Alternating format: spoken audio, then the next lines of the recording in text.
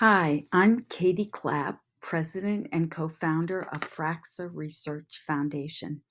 I'm really happy to be here today to share some of the latest research updates. Back in 1994, I founded Fraxa with my husband Mike Tranfalia and a friend Kathy May when our son Andy was diagnosed with Fragile X syndrome. Andy's now 34, and he's the inspiration for Fraxa's mission to find effective treatments and ultimately a cure for Fragile X. Our staff and board are all parents. Basically, our method is to fund as much of the best research as we possibly can to tackle bottlenecks and speed up progress toward treatments. We work with all sorts of partners to accelerate the projects. To date, Fraxa has funded $34 million in research in 19 countries, 633 separate grants. What kind of grants? You can divide these projects into three broad approaches. At the bottom is the fastest, the quickest, the least costly approach, which is to try to repurpose available drugs that are here now, that have been tested already for safety, and that have been developed for other disorders. This is a very promising approach. We're working now with 4 different small companies which have developed their own AI-based algorithms to predict which drugs and which combinations of drugs could best address Fragile X. The best combinations, the top drugs, will then go through further testing. And some of those actually have already been in clinical trials. We also fund quite a bit of research which aims to bring investigational new medicines to market for Fragile X. That's the middle tier in the pyramid. And the pinnacle of the pyramid is genetic treatments. Since Fragile X is a genetic disorder, and we know the genetic mutation, which is causing the problems, really the best, most complete approach would be to address that genetic mutation. That approach is, as you might imagine, expensive and complicated and will take a bit of time. Our general research strategy has been to fund research projects to find potential treatment targets. A treatment target is something in the brain that's underactive or overactive because of the Fragile X mutation. It's something that could be normalized, dampened down by a small molecule, a drug, for example. One example of this strategy at work is the current Tetra Therapeutics trial of Zatomalast. Zatomalast is an investigational new drug that inhibits a target in the brain, which is known as PDE4, that's phosphodiesterase 4, and their drug inhibits PDE4. This is something that was discovered to be misregulated in Fragile X syndrome years ago by several research grantees funded by Fraxa. The next phase, once we had a research target, PDE4, was preclinical testing. So Fraxa funds a mouse testing facility in Chile called Fraxa DVI that's been active for many years. And that's where treatments, potential medicines, are sent to be tested in mice. They do a lot of behavioral testing, a lot of cognitive testing, and physiological testing in a very standardized way so that each drug, each potential treatment can be compared with others to see if it's really a good candidate that should go into clinical trials. So Tetra's drug was evaluated at Fraxa DVI and did extremely well for the mice. And so we funded a phase 2 clinical trial of the drug. That was completed a couple of years ago and published. That did very well. And that's what brought us to the current phase 3 trials. Hopefully, if all goes well, this drug could be on the market in 2 to 3 years. Our son Andy is in this trial. Now, to move up the pyramid to genetic research, let's just take a quick peek at the cause of Fragile X syndrome and what one of our research teams has learned. You probably know Fragile X occurs when the FMR1 gene on the X chromosome has a large mutation, an expansion of the genetic code CGG spelled out too many times, such that the gene shuts down. A gene's job in general is to make a protein. And in this case, people with Fragile X don't make that protein. They are lacking the protein.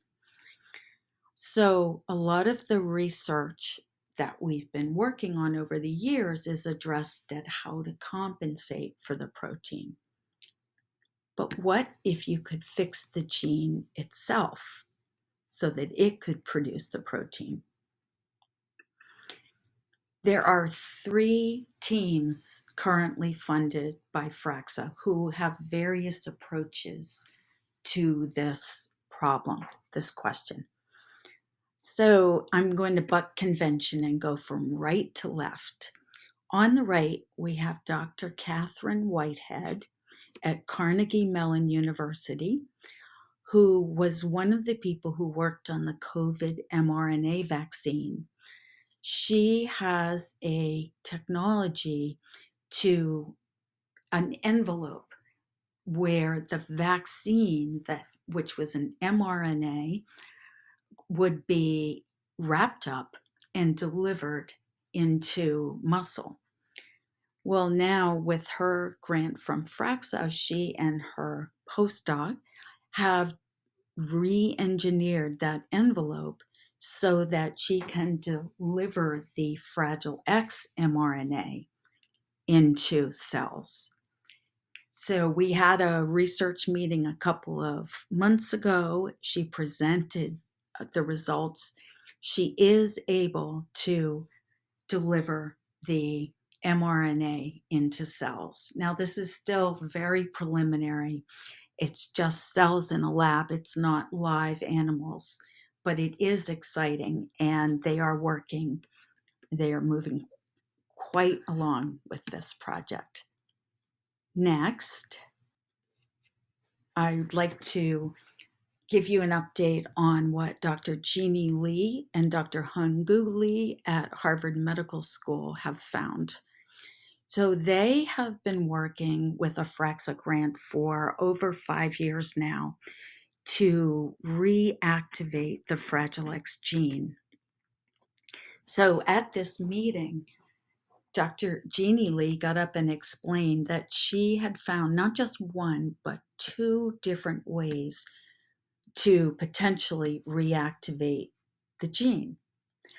One is based on CRISPR-Cas9, so-called dead Cas9.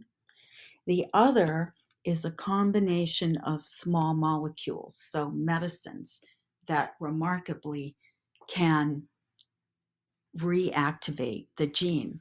Now, there's a huge caveat, which is that these studies so far are done in the lab, in cells, and now they need to, do some follow-up work in neurons that don't divide, because they've done so far, this is the reaction of dividing cells. Neurons don't divide. And then after that, if that all works, then it's going to be done. It will need to be done in mice and so forth. So it's a proof of principle, but there's much more work to be done. The beauty of both of her approaches is that remarkably, when she applied the CRISPR-Cas9 or the two drugs, the gene responded by shrinking that extra CGG repeat that is the culprit behind Fragile X syndrome.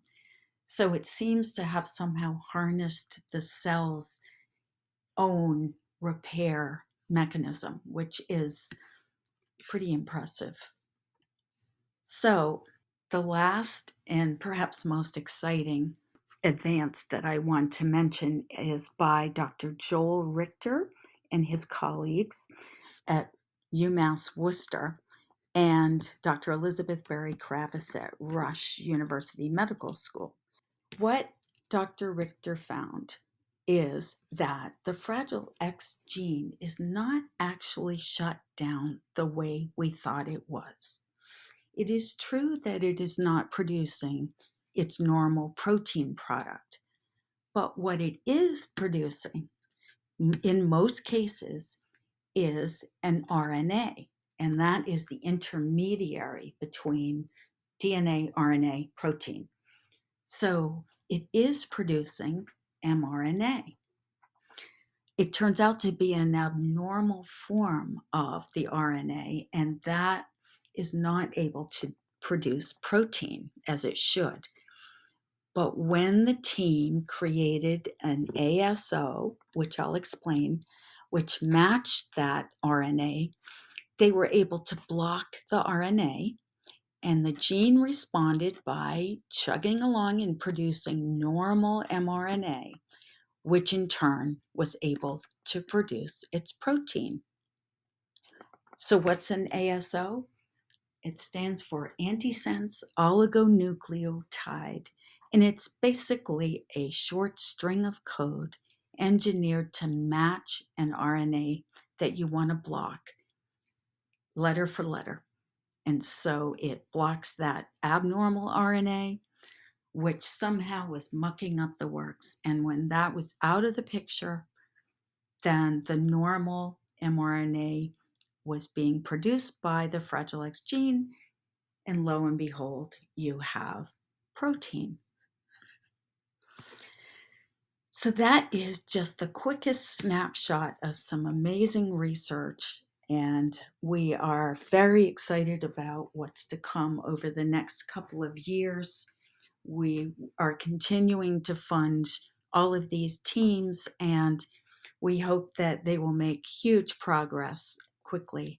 Thank you for listening. I'm happy to take any questions.